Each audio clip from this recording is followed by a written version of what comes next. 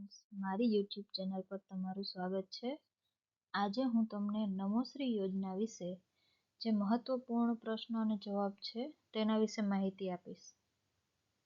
તો શરૂ કરીએ આજનો વિડીયો. નમોશ્રી યોજના ભાગ 1. નમોશ્રી યોજના.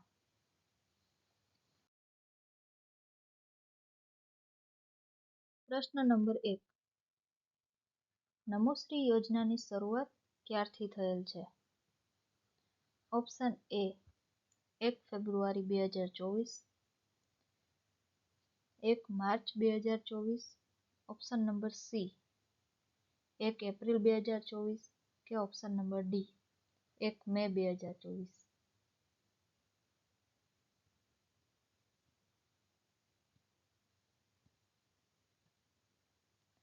તો આ પ્રશ્નનો સાચો જવાબ છે ઓપ્શન નંબર સી 1 એપ્રિલ 2024ના રોજ નમોશ્રી યોજના અમલમાં આવેલ છે.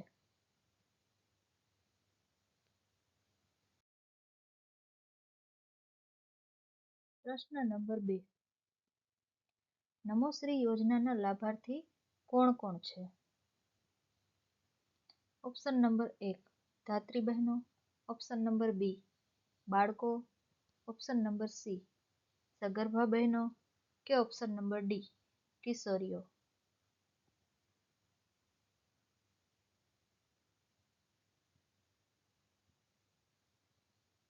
તો આ પ્રશ્નનો સાચો જવાબ છે ઓપ્શન નંબર સી સગર્ભા બહેનો.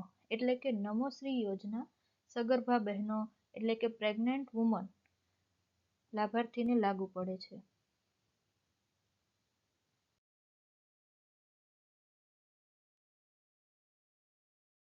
પ્રશ્ન નંબર 3. નમોશ્રી યોજનામાં લાભાર્થીને કુલ કેટલી સહાય મળે છે?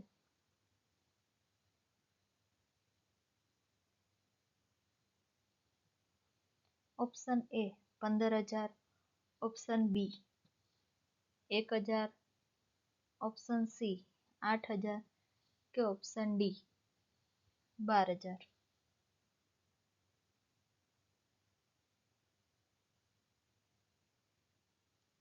તો આ પ્રશ્નનો સાચો જવાબ છે ઓપ્શન નંબર ડી 12,000.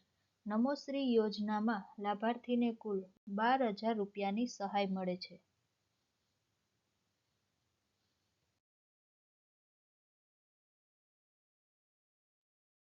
પ્રશ્ન ક્રમાંક નંબર 4. નમોશ્રી યોજનામાં કુલ કેટલા તબક્કા હોય છે? Option number A 8, option number B 4, option number D 6 કે ઓપ્શન નંબર ડી 9.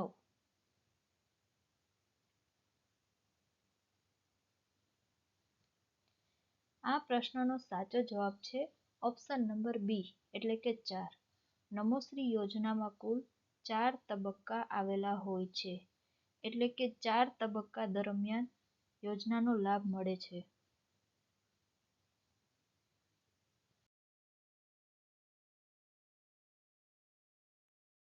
પ્રશ્ન ક્રમાંક નંબર 5.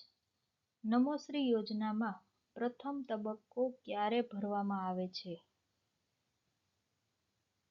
ઓપ્શન નંબર એ નોંધણી વખતે, ઓપ્શન નંબર બી 6 મહિના બાદ, ઓપ્શન નંબર સી ડિલિવરી બાદ કે ઓપ્શન નંબર ડી સંપૂર્ણ રસીકરણ બાદ.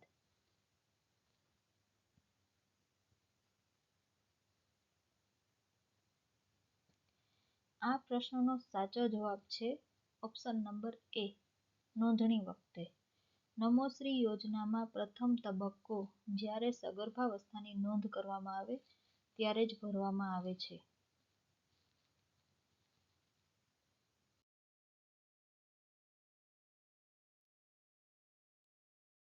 પ્રશ્ન ક્રમાંક નંબર 6. નમોશ્રી યોજનામાં બીજો તબક્કો ક્યારે ભરવામાં આવે છે? ઓપ્શન નંબર એ ડિલિવરી બાદ, ઓપ્શન નંબર બી સંપૂર્ણ રસીકરણ બાદ, ઓપ્શન નંબર સી 6 મહિના બાદ કે ઓપ્શન નંબર ડી નોંધણી વખતે.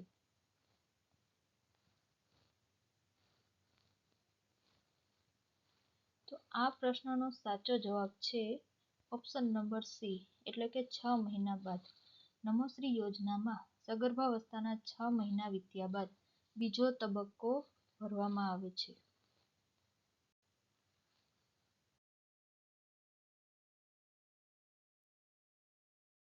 પ્રશ્ન ક્રમાંક નંબર 7. નમોશ્રી યોજનામાં ત્રીજો તબક્કો ક્યારે ભરવામાં આવે છે?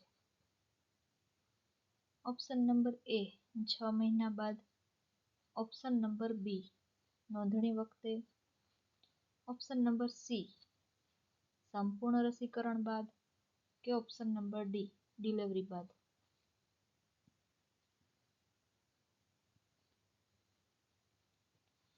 આ પ્રશ્નનો સાચો જવાબ છે ઓપ્શન નંબર ડી ડિલિવરી બાદ.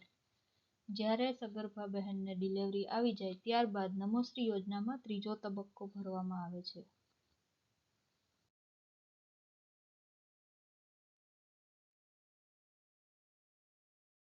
પ્રશ્ન ક્રમાંક નંબર 8. નમોશ્રી યોજનામાં ચોથો તબક્કો ક્યારે ભરવામાં આવે છે? ઓપ્શન નંબર એ નોંધણી વખતે, ઓપ્શન નંબર બી ડિલિવરી બાદ, ઓપ્શન નંબર સી સંપૂર્ણ રસીકરણ બાદ, કે ઓપ્શન નંબર ડી 6 મહિના બાદ.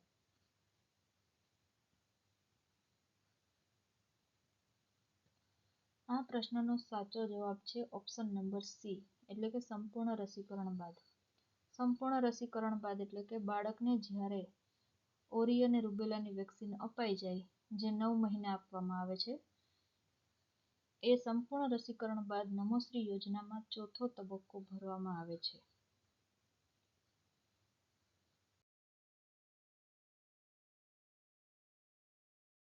પ્રશ્ન ક્રમાંક નંબર 9. નમોશ્રી યોજના કયા લાભાર્થીને લાગુ પડે છે? ઓપ્શન નંબર એ મલ્ટીપારા સગર્ભા, ઓપ્શન નંબર બી ત્રીજી પારા સગર્ભા, ઓપ્શન નંબર સી પ્રથમ અને બીજી પારા સગર્ભા, કે ઓપ્શન નંબર ડી તમામ. અગત્યનો પ્રશ્ન છે કે ડિલિવરી દરમિયાન કઈ સગર્ભાને નમોશ્રી યોજનાનો લાભ મળે છે? તો આનો સાચો જવાબ છે ઓપ્શન નંબર સી પ્રથમ અને બીજી પારાવાળી સગર્ભા બહેનો. પ્રથમ અને બીજી પારાવાળી સગર્ભા બહેનોને સગર્ભાવસ્થા દરમિયાન નમોશ્રી યોજનાનો લાભ મળે છે. તો આ હતા નમોશ્રી યોજના માટેના અગત્યના પ્રશ્ન અને જવાબ.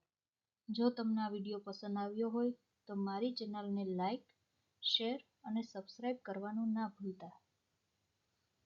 Thank you for watching this video.